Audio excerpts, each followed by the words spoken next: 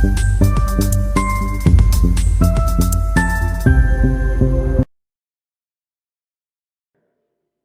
Chart को हम लोग समझ लेते हैं कि मार्केट किस हिसाब से बायर और सेलर को बिठाने का कोशिश किया है। देखो कुछ ज़्यादा खास तो मोमेंटम हुआ नहीं है और ये एक्सपेक्टेड था मेरे को कि मोमेंटम कुछ खास होगा भी नहीं, क्योंकि क्या होता है ना, जब ब्रेकडाउन हो गया ना तो हम लोग एग्जिट किए।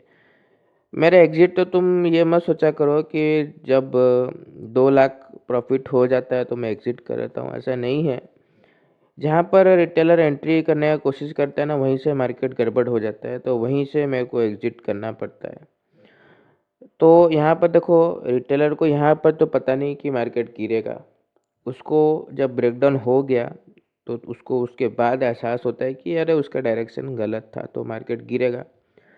तब वो अपना पोजीशन बनाने की कोशिश करते हैं, क्योंकि उसको नज़र आता है वापस मार्केट गिर गया, क्लोजिंग का ब्रेकडाउन आ गया, पहला कैंडल का ब्रेकडाउन वगैरह आ गया, तो उसके बाद वो जब पुट बनाने का कोशिश करता है तो मार्केट ऐसे ही हो जाता है, साइडवेज हो जाता है। तो वो जब पुट बनाया मार्केट कहीं जा नहीं पाया। देखो तुम्हारा थिंकिंग अगर देखा जाए तो थोड़ा सा काम करने लगा है, क्योंकि तुम सोच रहे हो कि सर यहाँ पर क्लोजिंग, एक इंडेक्स क्लोजिंग का ब्रेकडाउन किया और एक इंडेक्स क्लोजिंग होल्ड किया, तो यहाँ पर एक सेटअप रेडी हो गया जहाँ से बैंक निफ्टी को घूमना चाहिए, माने कंटिन्यूशन में अपसाइड जाना चाहिए। पहली बात तो क्लोजिंग ब्रेकडाउन हुआ ही नहीं है, ध्यान से देखो, क्लोजिंग का ब्रेकडाउन हुआ ही नहीं है। कैंडल तो देखो, कैंडल नीचे क्लोजिंग के क्लोज हुआ ही नहीं है ठीक से, थोड़ा बहुत हुआ है मैं मानता हूँ, पर ये इतना भी, ये जो क्लोजिंग है इसको मैं ब्रेकडाउन नहीं मानूंगा। कैंडल उस हिसाब से गिरा नहीं है, पर चलो मान लेते हैं, चलो ये कैंडल क्लोज कर दिया है नीचे, ये इंडेक्स क्लोजिंग का ब्रेकडाउन कर दिया है, तुमको नज़र आ रहा है, तो चलो मैं मान लेता हूँ कि क्लोजिंग का ब्रेकडाउन हुआ है। एक इंडेक्स क्लोजिंग का ब्रेकडाउन किया है और एक इंडेक्स क्लोजिंग को होल्ड किया है, तो उस हिसाब से तो मार्केट को अपसाइड जाना चाहिए। पहली बात तो ये एक सेटअप के चलते तुम मार्केट का पूरा कंप्लीट डायरेक्शन डिसाइड कर रहे हो। ये सेटअप वहीं पर काम करता है जहाँ पर प्रीवियस चार्ट उस हिसाब से बना रहता है, खाली ये सेटअप के चलते तुम डायरेक्शन नहीं डिसाइड कर सकते, क्योंकि तुम यहाँ पर अगर उस सेटअप को अगर काम करना चाहिए तो मार्केट अपसाइड जाएगा, सीधा बात है। और अपसाइड जाएगा तो क्या आएगा, 200 का लेवल आएगा। वीडियो तुम देखे ना, नहीं पता नहीं, 200 का लेवल आएगा, वहाँ से कोई सेलिंग करेगा, वापस वही सिनेरियो, अपसाइड जाना पड़ेगा। कल का हाई, फिर कोई सेलिंग करेगा, फिर अपसाइड जाना पड़ेगा, फिर 500 का लेवल क्लोजिंग। तो तुम इस एक सेटअप के चलते पूरा कंप्लीट सिनेरियो डिसाइड करो, पूरा कंप्लीट मोमेंटम डिसाइड करो कि ये अपसाइड जाएगा, तब तो ये सेटअप कभी वर्क नहीं करने वाला। जैसे आज वर्क नहीं किया, कहाँ पर ये सेटअप वर्क करता है कहाँ पर नहीं, हर दिन हर चीज़ वर्क नहीं करता। तुमको मैं सिखा दिया हूँ ये सेटअप, तो ऐसा नहीं कि वो सेटअप वो हमेशा जब भी बनेगा वर्क करेगा। फिबोनाची जब भी 0.6 का रिट्रेसमेंट करेगा तो मार्केट वहाँ से टर्न मारेगा। वो सेटअप के लिए वो इंडिकेटर भी तुम अगर कोई यूज़ करते हो, काम क्यों कभी कभी काम करता है कभी कभी नहीं करता, उसका कारण इतना ही है कि प्रीवियस चार्ट उस हिसाब से होना चाहिए, उस हिसाब से बायर और सेलर का पोजीशन होना चाहिए। खैर कोई बात नहीं, एक्सपीरियंस के साथ तुम कंटिन्यूशन में जब काम करोगे तुम्हें समझ में आएगा। आज मार्केट क्या क्या यहाँ पर, ये ऑपरेटर का एंट्री है यहाँ पर, तो तुम्हारा एंट्री यहाँ पर नहीं बन पाता, क्योंकि तुमको यहाँ पर पता ही नहीं है कि मार्केट यहाँ से गिरेगा। तुम वही देख लेते हो जो मार्केट तुमको दिखाना चाहता है। यहाँ पर क्लोजिंग से मार्केट तुमको दिखाया सपोर्ट ले रहा है, तुम देख लिए, कॉल बाय कर लिए।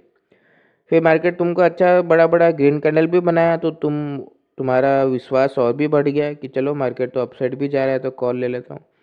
फिर एक गिरावट आया, तो जो परचेस कॉल नहीं किया था वो भी परचेस करने लग गया होगा। 59,000 पे सपोर्ट मार्केट लिया ना, तो तुमको लग रहा होगा अरे वाह मार्केट सपोर्ट भी ले रहा है तो और एक बार कॉल परचेस कर लेता हूँ।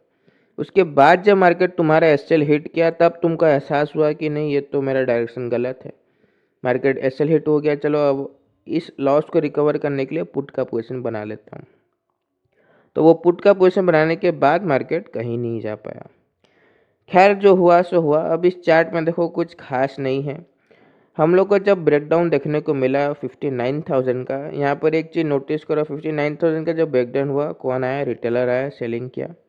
मार्केट उसको निकालने के लिए कुछ खास नहीं किया है, कुछ खास मतलब 59,000 का जब ब्रेकडाउन हुआ उसके बाद 59,000 का ब्रेकआउट तो करना चाहिए, तो मार्केट वो चीज़ नहीं किया है। तो इस जो मतलब यहाँ पर जो जब तक भी मार्केट 59,000 के नीचे ट्रेड किया है, यहाँ पर सेलर है, हालांकि 800 से डायरेक्टली सपोर्ट लिया है, तो बायर कितना क्वांटिटी में है ये चीज़ बताना बहुत ज़्यादा मुश्किल है।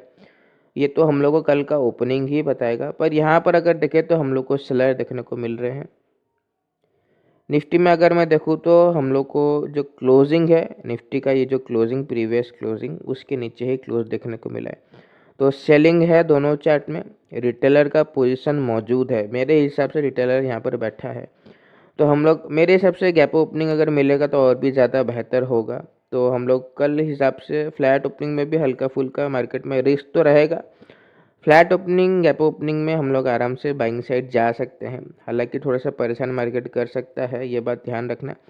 गैप डाउन ओपनिंग में बिल्कुल भी बाइंग करने का कोशिश मत करना, क्योंकि गैप डाउन ओपनिंग में क्या होगा, 59,000 का जो एसएल रखने वाला रिटेलर है, रिटेलर भी अपना पोजीशन को मतलब उसका पोजीशन स्ट्रॉन्ग बन जाएगा, वो एसएल इतना आसानी से नहीं देगा, रिटेलर को भी प्रॉफिट नज़र आने लग जाएगा। तो गैप डाउन में बाइंग मत करना है, सेलिंग साइड ही हम लोग को जाना पड़ेगा, चार्ट को देख के, कैंडल को देख के।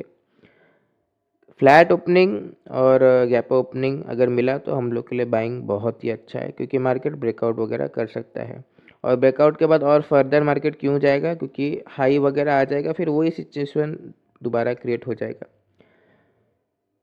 खैर फिर भी अगर तुम्हारा कोई सेटअप या तुम्हें को on the spot situation change हो जाए, या तुम्हें अपने हिसाब से तुम्हारा कोई ना कोई सेटअप होगा जो तुम फॉलो करते होगे, तुम्हें लगता होगा कि नहीं मार्केट को यहाँ से गिरना चाहिए, तो तुम अपने हिसाब से ट्रेड बना सकते हो।